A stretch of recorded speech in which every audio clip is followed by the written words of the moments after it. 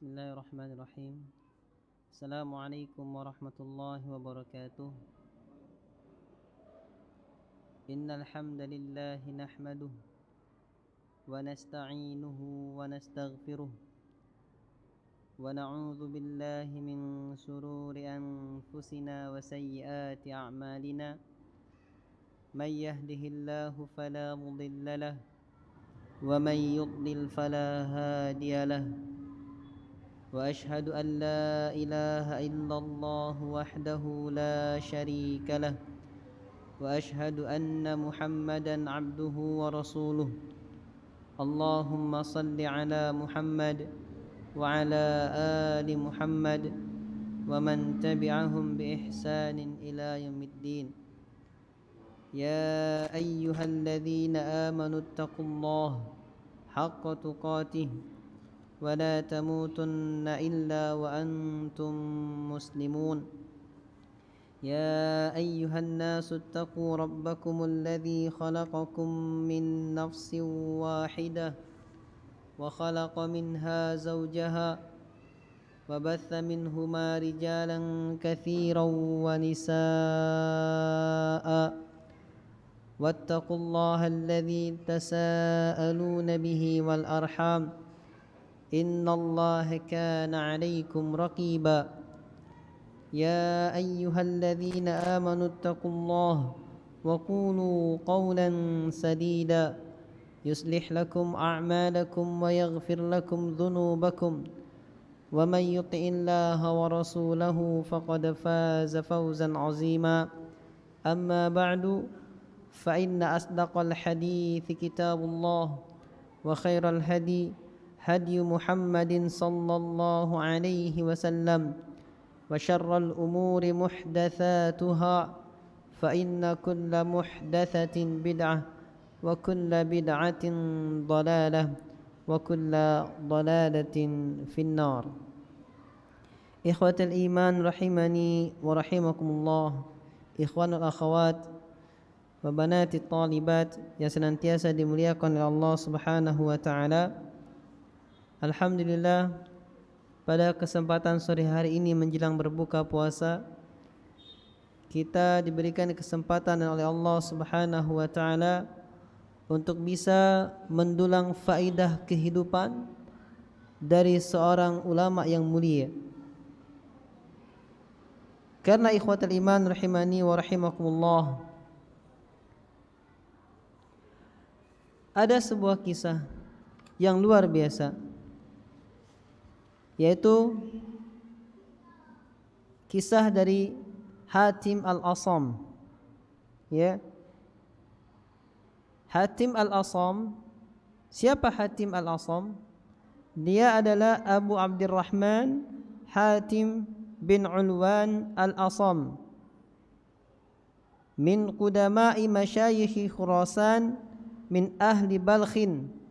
Dia Hatim al-Asam termasuk ulama-ulama masyayikhnya Khurasan yang terkemuka dari keluarga Balkhi yang meninggal tuwfiya sanata mi'ataini wa sab'in wa thalathina hijriyatan, yang mana dia meninggal tahun 237 Hijriah. Alladhi sahiba Syaqiq al-Balkhi, yang mana Hatim al-Asam pernah memulazamah dengan Syaqiq al-Balkhi. Dia mulazamah belajar dari Syaqiq al-Balkhi selama 30 sana, selama 30 tahun. Siapa itu Syaqiq al-Balkhi? Dia adalah Abu Ali Syaqiq bin Ibrahim al-Balkhi, kana min masyayikh Khurasan, sahiba Ibrahim bin Adham, kana yaqulu. Dia Syaqiq bin Ibrahim al-Balkhi termasuk ulama terkemuka dari Khurasan yang telah pernah belajar dari Ibrahim bin Adham, yang beliau kana yaqulu, dulu pernah berkata, amiltu fil Qur'ani 20 sanah, aku mengamalkan Al-Qur'an 20 tahun, hatta muyyizatid dunya minal akhirah, hatta mayyaztu dunya min al-akhirah, sampai aku bisa membedakan dunia dan akhirat. Fa asabtuhu fi harfaini, maka aku mendapatinya dalam dua huruf. Wa huma qauluhu ta'ala, yang keduanya adalah firman Allah Subhanahu wa taala, wa ma utitum min syai'in famata'ul hayatid dunya wa zinatuha wa ma indallahi khairu wa abqa. Dua kalimat itu adalah firman Allah Subhanahu wa taala, apa saja yang kamu diberikan dari sesuatu itu merupakan kesenangan dunia dan perhiasannya, dan apa yang ada di sisi Allah itu lebih baik dan lebih kekal. Hatim al-Asam yang telah berguru dengan Syakik al-Balkhi selama 30 tahun, fasa'alahu yauman, maka Syakik al-Balkhi pernah bertanya kepadanya pada suatu hari. Dia berkata, innaka sahibi mundu 30 sanah, sesungguhnya engkau telah menyertaiku selama 30 tahun. Fama hasiluka fiha, apa yang kau dapat selama 30 tahun tersebut? Berguru dengan ulama terkemuka, ulama besar selama 30 tahun. Lalu ditanya oleh gurunya, apa yang kau dapatkan selama 30 tahun tersebut? Dia mengatakan, hasaltu thamaniyata fawaid, aku mendapati 8 faidah minal ilmi, dari ilmu. Aku mendapati 8 faidah dari ilmu. Wahya takfini minhu, yang mana 8 faidah ini mencukupiku darinya. Li'anni arju najati wa khulasi fiha, karena aku mengharapkan keselamatanku dengannya. Faqala Syakik ma hiya, maka Syakik bertanya, Syakik al-Balkhi, apa 8 faedah tersebut sehingga kamu mengharapkan keselamatanmu dengan 8 faedah ini? Qala Hatim menjawab, al-faidatul ula, faedah yang pertama, anni nazartu ilal khalqi, sesungguhnya aku telah melihat kepada makhluk. Fara'aitu likulli wahidin minhum mahbuban wa ma'syuqa, dan aku mendapati masing-masing makhluk tersebut, masing-masing mereka memiliki kekasih dan yang dicintai serta dirindui. Yuhibbuhu wa ya'shiquhu, dia mencintainya dan merindukannya. Benar? Wa ba'dul dzalikal mahbubi yusahibuhu ila maradil maut, dan sebagian kekasihnya itu menemaninya sampai dia sakit menjelang kematian. Wa ba'duhu ila syafiril qabri, dan sebagian kekasihnya juga di antara makhluk ada yang menyertainya sampai pinggir kuburan. Thumma yarji'u kulluhu wa yatrukunahu wahidan farida, kemudian semua kekasihnya itu pulang dan meninggalkannya sebatang kara. Wala yadkhulu fi qabrihi minhum ahadun, tidak ada seorang pun di antara kekasihnya itu yang mau masuk kubur bersama dirinya. Ya, jikalaulah kita mungkin ngaku bilang sama kekasihnya, bilang sama istrinya, cintaku padamu takkan lekang dimakan waktu misalnya, cintaku sehidup semati, itu mah gombal. Ya, cinta sehidup doang, ketika mati ada yang mau ikut ke liang kubur? Gak ada. Makanya Hatim mengamati manusia, mengamati makhluk yang mereka memiliki kekasih yang dia cintai, namun semua kekasihnya itu ada yang cuma menemaninya sampai sakaratul maut, ada yang menemaninya sampai liang kubur saja. Gak ada satupun yang mau masuk ke dalam kuburannya. Fatafakkartu, maka aku merenungi. Wa qultu afdalu mahbubil mar'i ma yadkhulu fi qabrihi, wa yu'nisuhu fihi. Maka aku katakan, kata Hatim, sebaik-baik kekasihnya seseorang adalah apa atau siapa yang ikut masuk kubur bersamanya. Wa yu'nisuhu, dan menemaninya fihi, di dalamnya.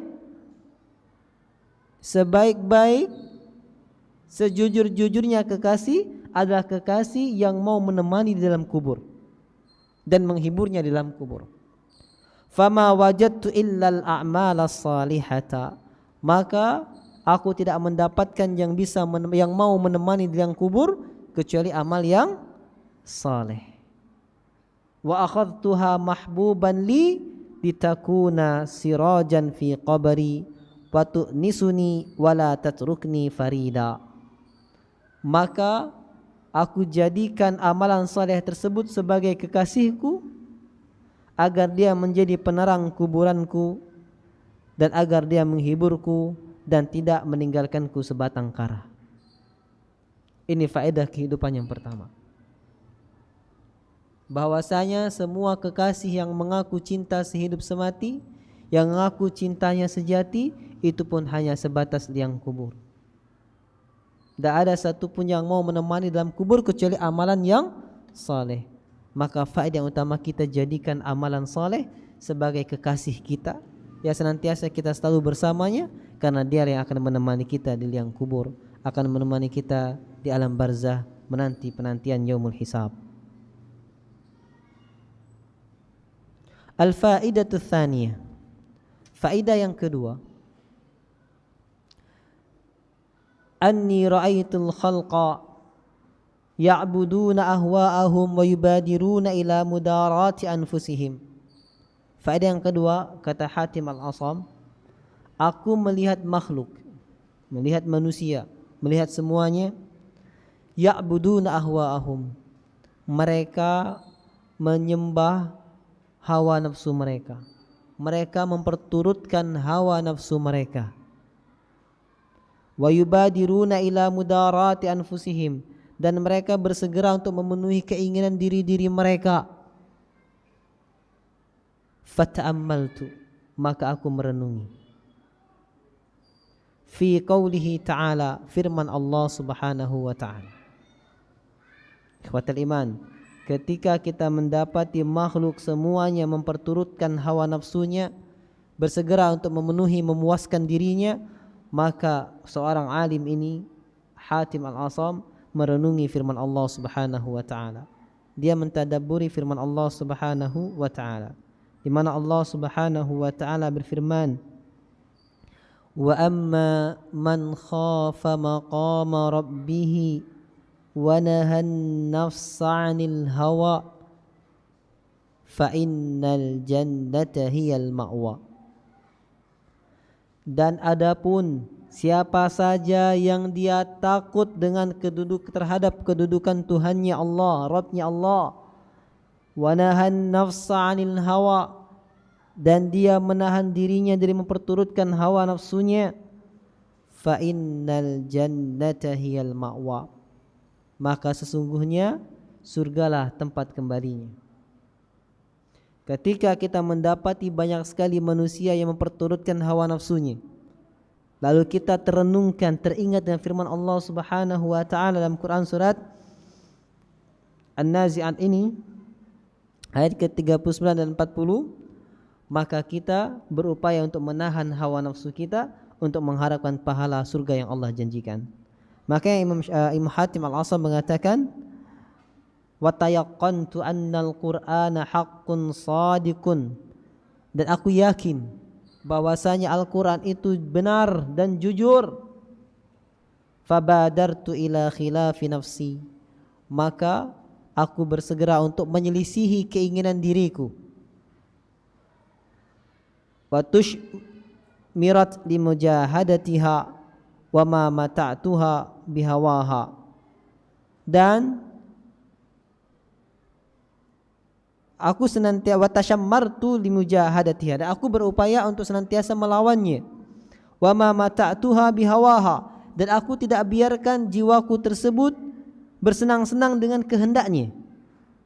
hatta tadat fi ta'atillahi wan qiyadiha lahu, sampai nafsu tersebut, jiwa tersebut ridha dan tunduk terhadap ketaatan kepada Allah Subhanahu wa taala. Di sini ikhwatul iman rahimani wa rahimakumullah, kenapa kita mesti melawan hawa nafsu kita? Karena sebagaimana yang Allah Subhanahu wa taala firmankan, "Wa ma ubarri'u nafsi, innan nafsa la'ammaratun bisu." Tidaklah aku menganggap baik jiwaku, karena sesungguhnya nafsu atau jiwa itu senantiasa memerintahkan kepada keburukan.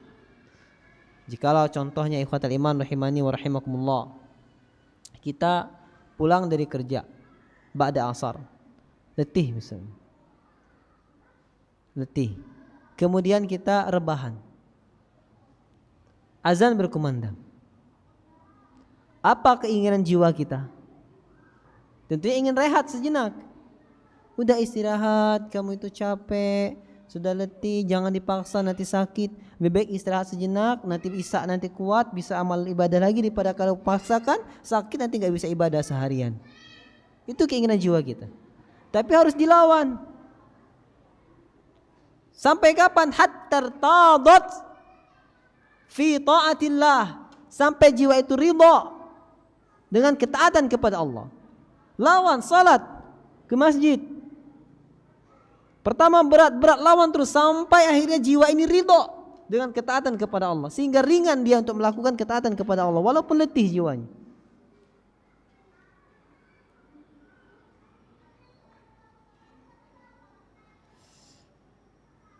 Dan inilah juga ikhwatul iman rahimani wa rahimakumullah yang diterangkan oleh Imam Ibnu Qayyim Al-Jauziyah dalam kitabnya Ighatsatul Lahafan min Masaidisy Syaitan, ya, bahwasanya jiwa senantiasa mengantarkan kepada keburukan.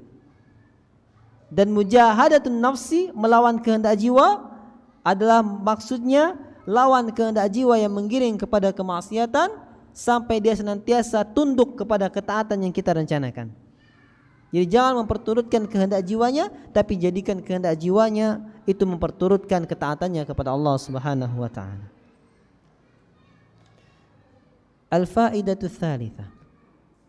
Faedah yang ketiga, anni ra'aitu kulla wahidin minan nasi yas'a fi jam'i hitamid dunya.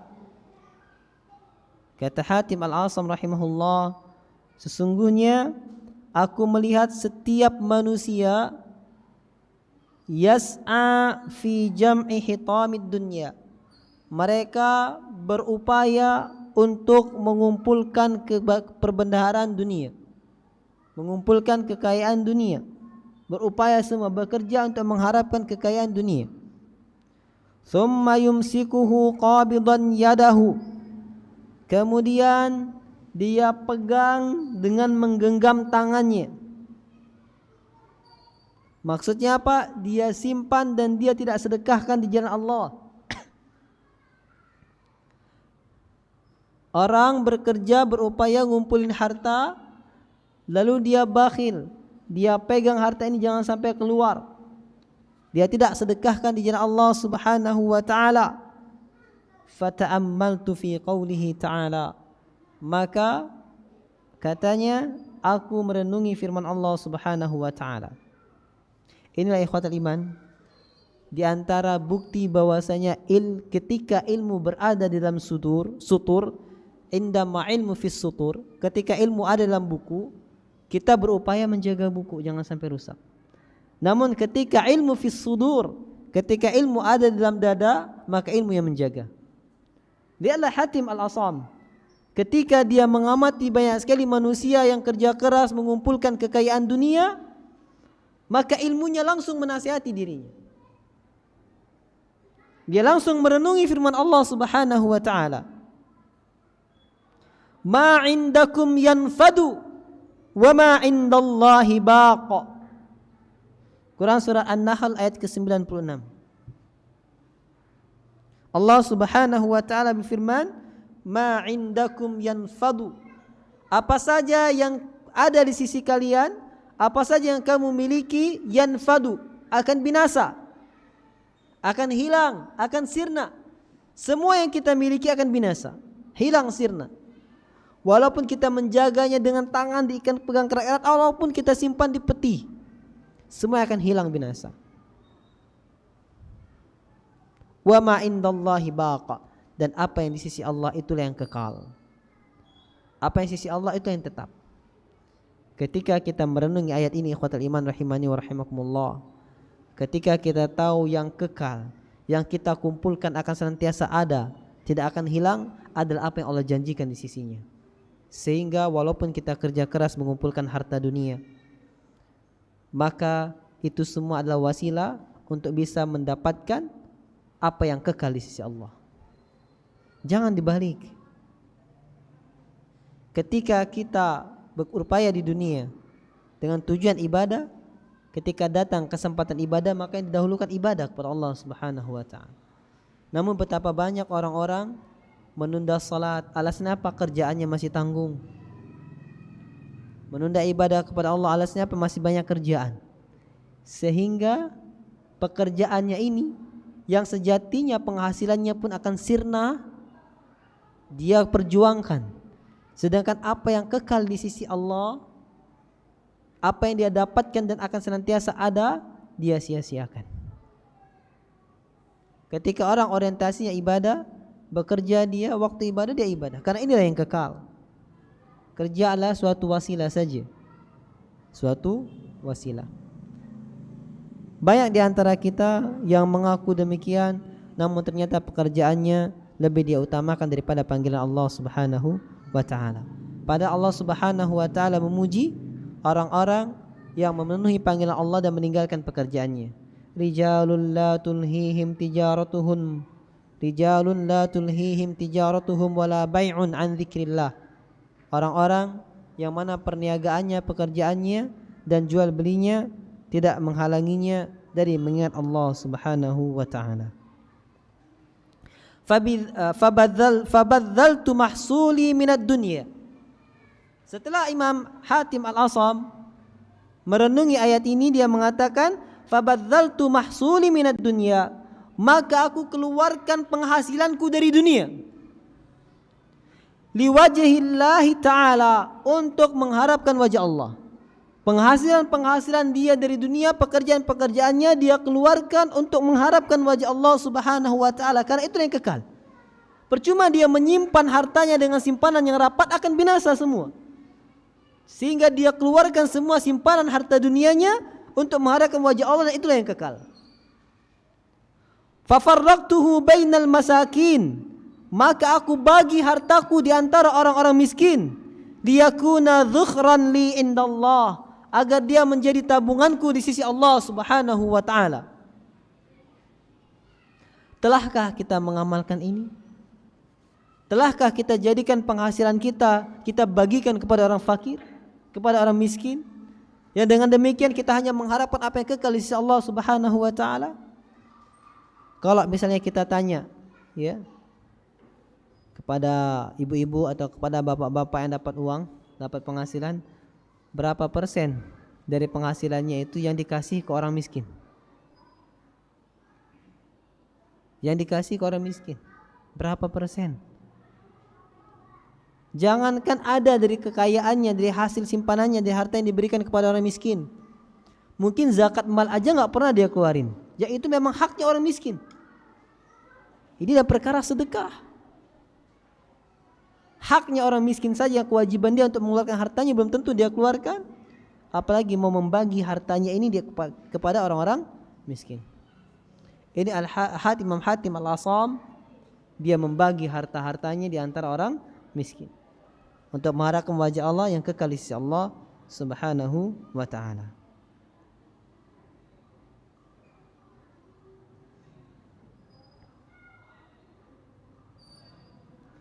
Faedah yang keempat, anni ra'aitu ba'dal khalqi yadhunnu anna syarafahu wa izzahu fi kathratil aqwami wal asyair. Aku melihat, aku mendapati sebagian manusia, sebagian makhluk menganggap bahwasanya kemuliaannya, keperkasaannya ada pada banyaknya pengikut dan keluarga, banyaknya anak buah. Ya kan? Makhluk menganggap kemuliaannya, kekuasaannya, keperkasaannya, kekuatannya ada dengan banyaknya karyawannya, banyaknya pengikutnya, banyaknya keluarganya. Fayaghtarru bihim, sehingga mereka tertipu dengannya. Wa za'ama akharuna annahu fi tharwatil mal, dan yang lainnya menganggap bahwasanya keperkasaan, kemuliaannya, kekuasaannya, kehebatannya ada pada banyaknya harta. Wa kasratil aulad, dan banyaknya anak keturunan. Fayaftakhiru bihim, sehingga mereka berbangga-bangga dengan banyaknya harta dan anak keturunan. Alhaakumut takatsur, bermegah-megahan telah membuat kalian lalai. Wa hasaba ba'dhum anna al-'izza wasyarafa fi ghasabi amwalin nas, dan sebagian manusia menganggap bahwasanya kemuliaan itu dan keperkasaan, kekuatan ada pada kemampuannya untuk menggosok, untuk mengambil harta manusia secara paksa. Wa zulmihim wa syafkid dima', dan ada pada menzalimi manusia dan menumpahkan darah. Nih aku jawara, aku kemarin berhasil ngambil harta, ngambil mobil orang. Kemarin aku berhasil bunuh satu orang. Kemarin aku berhasil nyelakain berapa orang. Dia menganggap keperkasaan, kemuliaan ada pada kemampuannya untuk menggosok harta orang, untuk menumpahkan darah manusia, untuk menzalimi orang.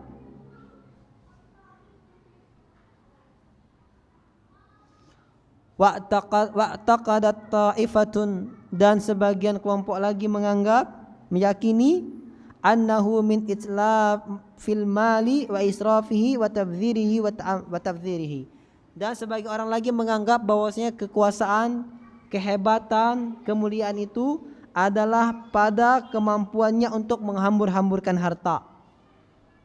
Jadi kalau dia mampu menghambur-hamburkan hartanya, maka dia ini mulia, hebat di mata manusia. Jadi semakin hebat dia menghambur-hamburkan harta, dia menganggap semakin mulia di mata manusia. Ini keadaan manusia. Benar apa benar? Benar, kayak gitu semua. Antum lihatlah keadaan di masyarakat. Maka Hatim Al-Asam rahimahullahu mengatakan, fata'ammaltu qaulahu ta'ala, maka aku merenungi firman Allah Subhanahu wa ta'ala, inna akramakum indallahi atqakum, sesungguhnya orang yang paling mulia di antara kalian di sisi Allah adalah orang yang paling bertakwa. Quran surat Al-Hujurat ayat ke-13. Fakhtartu taqwa wa'taqadtu annal Qur'ana shadiqun. Kata Imam Hatim Al-Asam rahimahullah, maka aku pilih ketakwaan sebagai wasilah kemuliaan. Wa'taqadtu annal Qur'ana shadiqun, dan aku yakin bahwa Al-Qur'an itu jujur. Wa dhannuhum wa hisabuhum kulluha batilun, dan prasangka dan keyakinan manusia semuanya itu batil.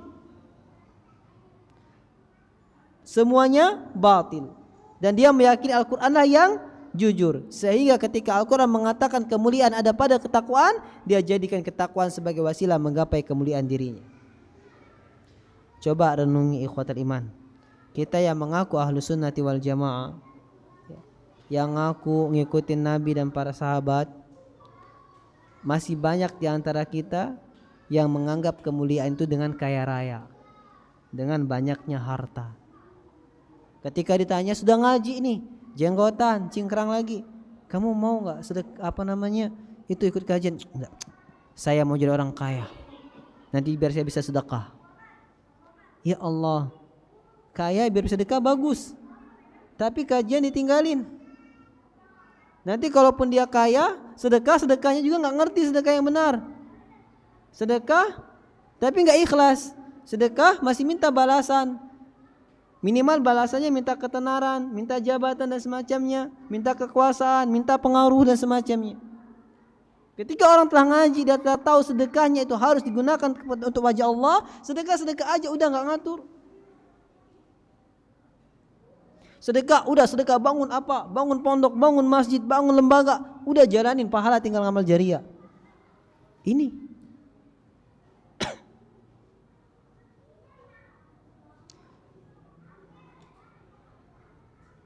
Faedah berikutnya, faedah yang kelima. Ada 8 faedah ya, sekarang faedah yang kelima. Anni ra'aitun nasa yadhummu ba'dahum ba'da. Aku melihat manusia saling mencela satu dengan yang lainnya. Manusia yang ini menghina manusia yang lainnya, yang ini menghina manusia yang lainnya. Satu sama lain saling menghina. Wa yaktabu ba'duhum ba'da. Dan sebagian dan satu sama lainnya saling menggibai. Mungkin kita semua mendapati sebagian kita saling menghina satu sama lain, saling menggibai satu sama lain. Imam Hatim Al-Asam mengatakan, fawajadtu dzalika minal hasad. Dan aku dapat yang demikian itu adalah karena hasad, karena dengki. Iya, karena dengki, kata iman. Dengki, misal ketika kita bertetangga dengan seseorang, lalu tetangga kita beli mobil baru atau punya mobil baru. Kalau orang yang suka dengan dirinya, dia akan mengatakan, Masya Allah, orang ini Allah kasih rezeki mobil baru, alhamdulillah, semoga berkah, semoga manfaat bagi umat, dan semoga Allah beri kemampuan untuk bisa beli mobil juga. Itu sudah. Tapi ketika dia hasad, tuh orang punya mobil baru, korupsi di mana? Nipu siapa? Mudah-mudahan aja celaka. Kan kayak gitu. Kenapa? Karena hasad.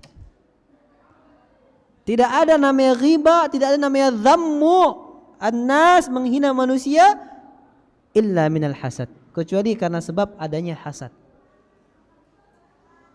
Kalau enggak ada hasad, orang dapat nikmat, alhamdulillah, semoga bermanfaat, alhamdulillah, semoga bermanfaat. Tapi ketika hasad, enaknya dia punya ini, enaknya dia dikasih ini, enak banget dia dikasih ini, semua hasad.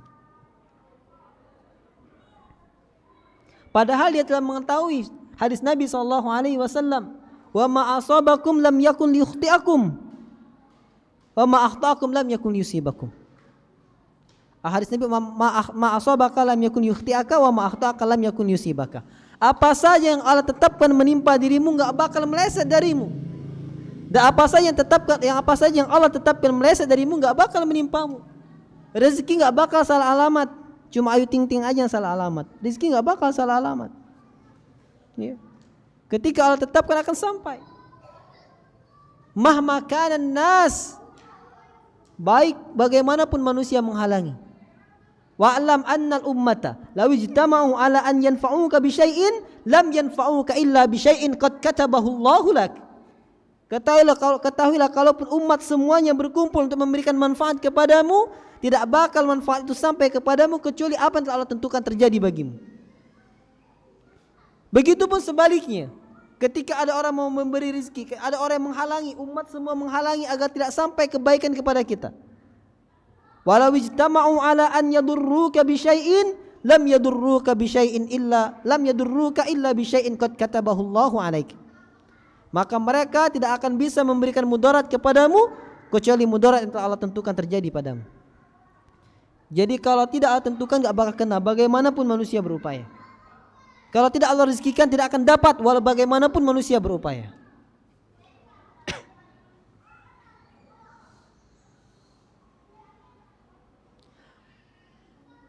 Terjadinya ghibah dan saling menghina adalah karena hasad fil mali wal jah, karena adanya hasad, dengki dalam harta dan dengki dalam kedudukan dan kemuliaan, jabatan dan semacamnya. Fata'ammaltu fi qoulihi ta'ala, maka aku merenungi firman Allah Subhanahu wa ta'ala, nahnu qasamna bainahum ma'isyatahum fil hayatid dunya. Kamilah yang telah membagi jatah kehidupan mereka dalam kehidupan dunia. Allah telah jatah. Si fulan kehidupannya segini, si fulan kehidupannya seperti ini, jatah hidupnya seperti ini. Ma'isyahnya telah Allah tentukan. Telah Allah bagi. Nahnu qasamna ma'isyatahum fil hayatid dunya. Quran surat Az-Zukhruf ayat 32. Kamilah yang telah tentukan jatah kehidupan mereka dalam kehidupan dunia.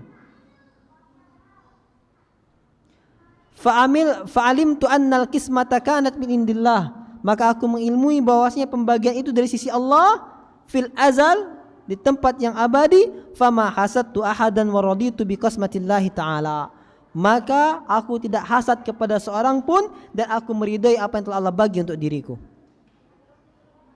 Ikhwatal iman, kalau keimanan seperti sampai kepada diri kita, tenang hidup, nggak repot, ya, nggak ada hasad. Apa yang Allah kasih alhamdulillah, apa yang Allah nggak kasih alhamdulillah. Ini tentang ketentuan Allah Subhanahu wa taala yang Allah bagi. Faedah yang keenam, ra'aitun nasa yu'adi ba'duhum ba'dan li gharadin aw sababin. Saya melihat manusia saling bermusuhan satu sama lainnya karena tujuan tertentu dan sebab tertentu. Ada sebab putus cinta musuhan, ya, sebab wanita, sebab berebut jabatan musuhan, sebab berebut pekerjaan musuhan, sebab berebut kenikmatan tertentu musuhan, banyak semua yang jadi musuhan. Fata'ammaltu qaulahu ta'ala, maka aku merenungi firman Allah Subhanahu wa taala. Ketika muncul padanya kebencian, permusuhan dengan seseorang, dia langsung teringat ilmu menasihati dirinya, teringat firman Allah Subhanahu wa taala. Apa kata Allah dalam Quran surat Fatir ayat ke-6? Allah berfirman, "Innasyaitana lakum aduwwa fattakhidhuhu aduwwa." Innasyaitana lakum aduwwun fattakhidhuhu aduwwa. Sesungguhnya syaitan adalah musuh bagi kalian, maka jadikanlah syaitan saja sebagai musuh. Wa alimtu annahu la yajuzu adawatu ahadin ghairi syaitan. Dan aku mengilmui bahwasanya enggak boleh kita memusuhi seorang pun kecuali syaitan. Maka kita tidak bisa bermusuhan dengan seseorang pun, walaupun membenci kita, walaupun kita benci dengannya, maka kita tidak jadikan dia musuh. Karena yang boleh dijadikan musuh hanya syaitan. Dan kita hanya menjadikan syaitan saja sebagai musuh. Al-fa'idatus sabi'ah, faedah yang ketujuh, anni ra'aitu kulla ahadin yas'a bijiddin wa yajtahidu bimbalaghatin di talabil quti wal ma'ash. Aku melihat semua orang bekerja keras, banting tulang untuk mendapatkan makan dan kehidupan. Bihaitsu yaqa'u fi syubhatin, kendati pun dia jatuh kepada perkara yang syubhat, yang samar-samar, yang bingung apakah halal ataupun haram. Au haramin, atau bahkan terjatuh kepada perkara yang haram untuk cari makan dan cari kehidupan. Au yudhilla nafsahu, atau bahkan dia rela menghinakan dirinya untuk sekedar mendapatkan makan dan kehidupan. Wa yunkisu qadrahu, bahkan ada yang menjatuhkan derajatnya. Banyak kan orang yang guna cuma sekadar alasan cari makan, cari kehidupan, dia rela jatuh kepada yang haram, subhat, bahkan dia rela menghinakan diri dan martabatnya. Itu kalau antum melihat di Jalan Soekarno-Hatta atau di Kamang Iwa, itu banyak sekali kuman di situ. Yang dia rela membuang kehormatan dirinya sekadar untuk mendapatkan makan. Tahu apa itu kuman? Tahu kuman? Kuman itu kupu-kupu malam nian. Itu kuman. Ya. Lihatlah antum, banyak di situ. Dia rela menghilangkan harga dirinya, jatuh kepada yang haram, merendahkan martabatnya dengan alasan mencari makan dan mencari kehidupan. Banyak kan manusia seperti ini, banyak.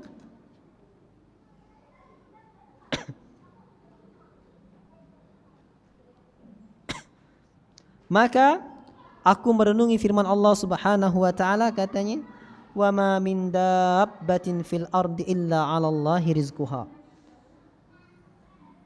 Quran surat Hud ayat ke-6.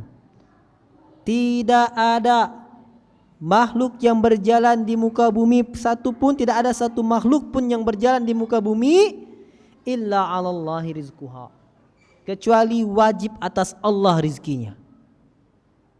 Allah telah jamin rizkinya. Ketika kita meyakini ayat ini, maka tidak perlu untuk menghinakan diri kita, tidak perlu jatuh kepada yang haram untuk mendapatkan kehidupan dan makan. Allah telah jamin rizkinya. Kenapa harus merendahkan diri kita? Ikhwatal iman, Rizki telah Allah tetapkan sesuai dengan kebutuhan kita masing-masing. Dikejar waktu. Ketika kita dalam perut ibu kita, dalam rahim, rizki kita apa? Sumber makanan kita apa? Plasenta itu, ari-ari. Ketika kita bisa berpikiran, kalau ari-ari itu dibuang dari kita, maka kita akan mati. Karena sumber kehidupan kita cuma ari-ari. Ketika kita harus meninggalkan kehidupan kita dalam rahim menuju kehidupan dunia, maka kalau orang takut, maka seperti itulah samanya ketika kita harus meninggalkan dunia menuju kehidupan alam barzah. Kita menganggap kalau kita di alam barzah kita bingung mau apa lagi. Kita nggak punya makan, nggak punya apa. Sama seperti kita dalam rahim keluar ke alam dunia.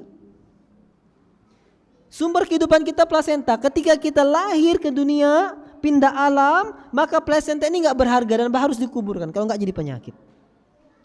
Dan Allah kasih kita rezeki dari jalan yang lain. Ya, langsung dari mulut kita, dari ASI, dari makanan semacam. Begitu juga ikhwatul iman. Hinanya dunia menuju alam barzah seperti hinanya plasenta menuju alam dunia.